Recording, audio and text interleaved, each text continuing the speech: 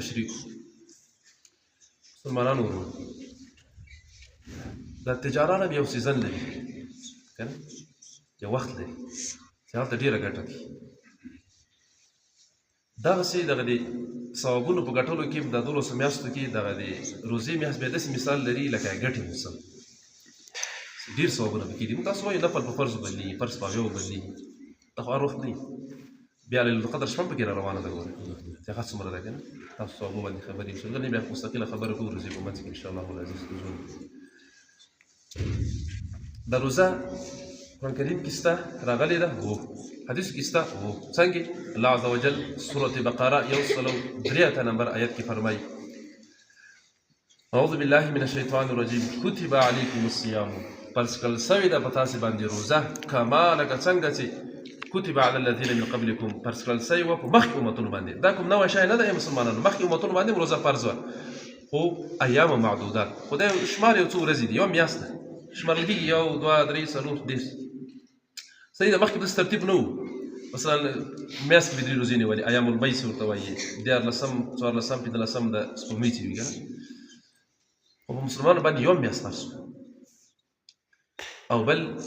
همدومره 2 آیته وروسته الله عز وجل 106 آیت کې الله عز وجل فرمایي سورة بقره 2 سپاره کې فمن شهد منکم الشهر فلیصمه امر چې په تاسو کې هر چا دغه د روزې میاشت ولیده بس روزه ونیسئ په تاسو کې دا خو اوس وظیفه د اسلامي دولتونو د اسلامي امارتونو ده د امارتو اسلامي نظام وي دغه دا مسؤلیت د میاشت لپاره به کمیټه ټاکي هو عام مسلمانانو که ولیدله نو هغه خپل شاهدي ترتیب لري که نه چې د محکمې د شاهدي به ورګرځي بلکل ما لیدلي شاهدي معتبره سوله بس به اعلان کېږي بس میاشت لیدل سوې خو که چا د خبره نه منله یا محکمه لرې وه خپله به دی روزه نیسي خپله به دغه شخص چې میاشت لیدلې ده دی به روزه نیسي ځکه امر ده فمن شهد منکم الشهر فلیصمه هذا القرآن ثابت بل جناب رسول الله مبارک صلی الله علیه وسلم هغه د روزې باره کې څه فرمایي هغه وایي من صام رمضان ایمانا واحتسابا غفر له ما تقدم من ذنبه دغه حدیث شریف مشکات شریف صفحه 103 کې ذکر ده څه وایي من صام چا چې روزه ونیوله من صام رمضان چا چې د رمضان میاشتې روزې ونیولې غفر له وبه بغرځي ده ما تقدم من ذنبه دا تیر کال څومره ګناهونه تر سوي دي سبحان الله دا رسول الله فرمایي ورصحیح حدیث ده مرفوع حدیث ده ابو هريره صاحب روایت کړی خو په څه نیت ایمان او احتسابا ایمان په نیت ایمان لري چې دا روزه فرض ده او احتسابا د ثواب په نیت یې ونیسي بس نیت په ځان یې بوج وګڼي خدای پاکه نعوذ بالله بیا روزه راغله دا بیا څوک نیوایي سي دا نه چې وظیفې به راکړي خو پشو ډکې روزه به ونیسې تکلیف هم تېر کړي خو ثواب به دې هم نه وي هندوستان خدای ناراضه یعنې دا شرط پکې سته من صام رمضان ایمانا واحتسابا ایمان په نیت یې ونیسي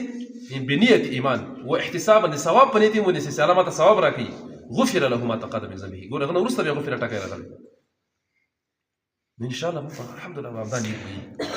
یو نه مو داسې سړی پیدا کېږي پوه به نه وي هغه هم پوه چې نیت به دا ورته کوو چې ایمان په نیت دا فرض ده مو باندې او د ثواب په نیت یې ونیسو او د روزه داسې عبادت ته ښه په دې کې ریا هم نه کېږي او څوک چا ته به ځان پرېښی چې ما روزه نیولې ټولو روزه ریا پکې نشته ډېر دا روزه ما ډېر دې خوښېږي ښه هېڅ ریا پکې نه کېږي اوس په لمانځه کې شاید ریا درنه وشي چې ولا دا کلمې دومره اوږدې سجدې کې داسې ناپروته یې اړولي کېدای شي درنه وشي په زکات کې شاید درنه وشي په صدقه کې درنه وشي حج کې کېدای شي درنه وشي چې ما د خلک حاجي صاحب وي دا یو سړی حج نه راغلی و که نه د دې کلي دوکاندار ته ورغلی و هغې ویل چې والله شکر دا قرضه به راکوي یا پخواني قرضه پاتې وایي چې حاجي صاحب وایي ما نوم سره حاجي صاحب ولیکئ ته دلته راغلی چې ما حج نه ما نوم سره صرف حاجي صاحب ولیکئ کور د رنګ مالک قرضه راکوي سودین نه راغلی پیسې به دې راوړي وایي نه ما نوم سره صرف حاجي صاحب ولیکئ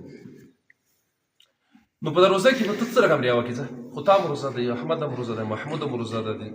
هر چا روزه ده نو ځکه د روزې ثواب بلا کیف خپل الله عز وجل ورکوي د نورو عبادت ثواب ملایکې لیکي د روزې ثواب چې ایمان پرې ثواب پرې ونیول شي الله عز وجل بلا کیف خپل اجر ورکوي سبحان الله څومره خوند کوي الحمدلله او دا خو په دې حدیث کې درې شیان راغلي ښه من صام رمضان من قام رمضان قام پیژنئ تاسې قام نه مراد ودرېده یعنې تراویح یې وکړه. من قام رمضان تراویح ته هم شامل ده، یا د شپې تهجد کول که نه په رمضان کې لا ډېر ثواب لري، خصوصا تسبیح لمونځ انشاءالله په ګډه به یې کوو. دلته راولئ زموږ سره اندرښیو به خصوصا بیا د آخري لسیزه که نه. نو من قام رمضان چا چې قایم کړل په رمضان کې لمونځ هغه تراویح خو ایمانا و احتسابا، ایمان یې مو په دې باندې چې دا